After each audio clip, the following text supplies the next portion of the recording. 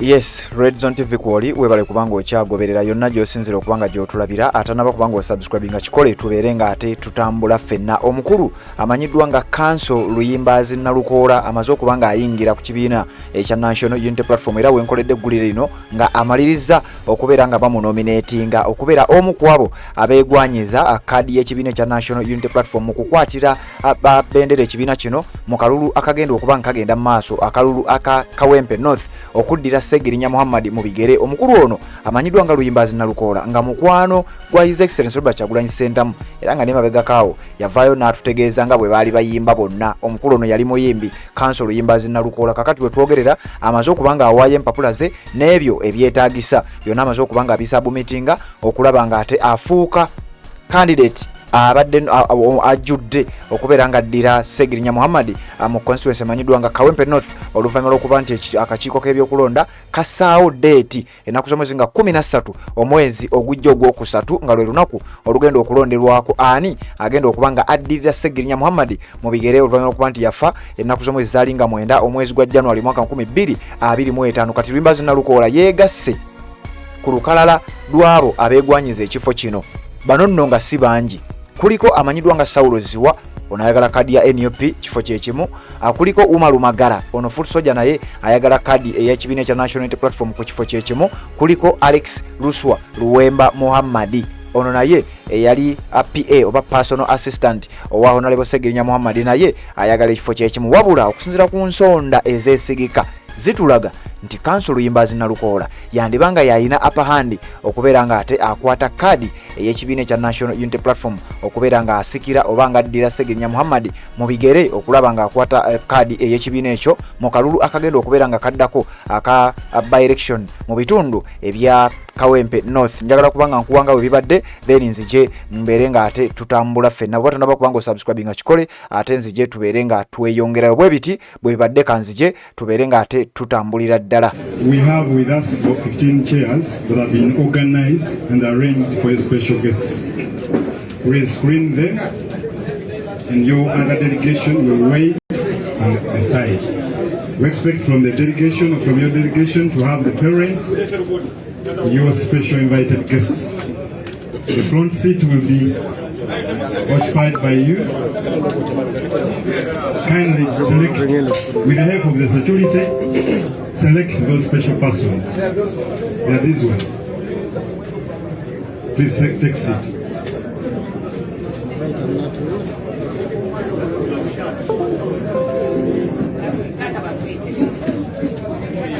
Somebody else is left out.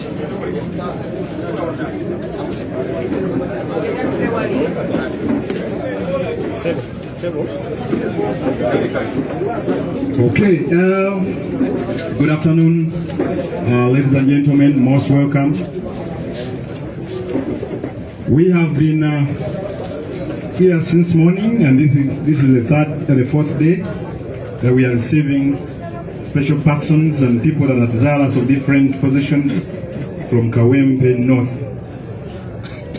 We put out a call for expression of interest, and we are receiving those persons that are desirous of the same.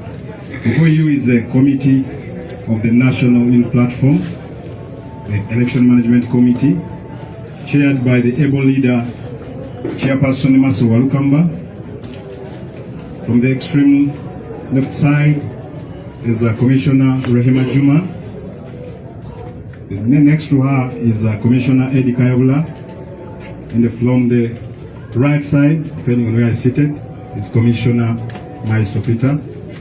I myself, I am Alex Rwanyaga, a committee member. As when we put up this call for expression of interest,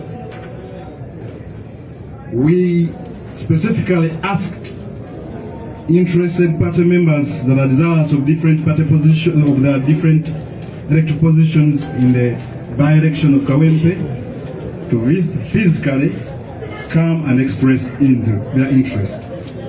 We are glad you are here physically.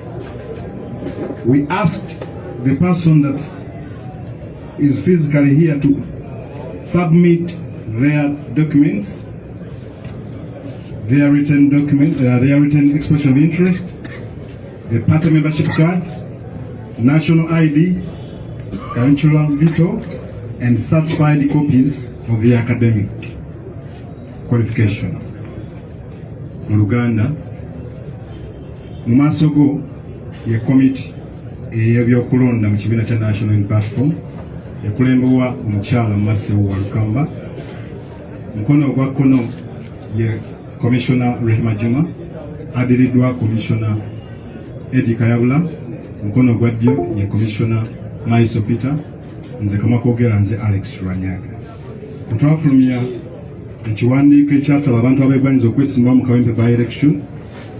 Twasaba abantu abo gye bukolokola twabasaba baleete ebibakwatako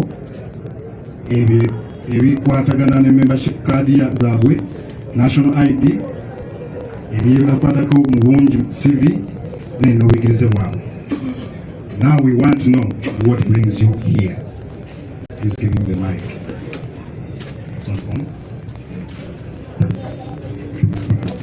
Madam and your formidable team, my name is Yewandiisa Elias Nalukoola.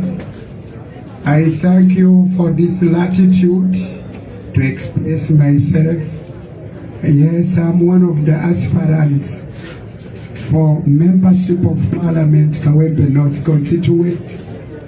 And today I'm here to express my interest to be the flag bearer of NUP.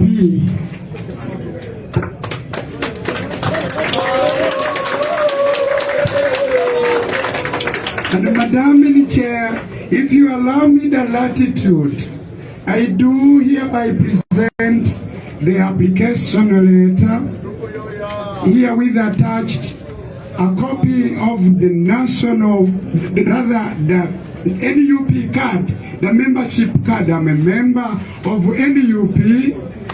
Madam Chair, I have attached my national identity card. I have attached my CV, Madam Chair. I have attached my postgraduate diploma in legal practice from LDC. I have attached my degree, Bachelor of Laws from Makerere University.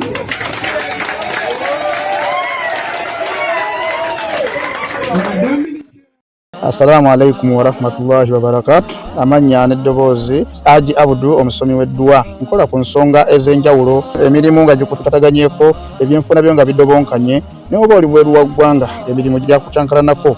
Jangu kusomere ku ddua okubeda nedda eddua zaabaawo, eddua zisomibwa, omuntu n'oterezebwa mu mbeera yonna ebadde ekwesibyeko akanyaga. Nina ekyoto kye nsobola okukumira wadde oli bweru wa ggwanga nga toli kumpi wano n'ofuna omukisa ogwo nawe n'osomerwako ku ddua nga nkuteddeko n'akabaani.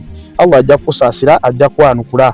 Kuba ku namba yange y'essimu 0752 44 71 56 ne ku WhatsApp kwendi mpereza obubaka sobole okuyamba. Assalamu alaikum wa rahmatullahi wa barakatuh.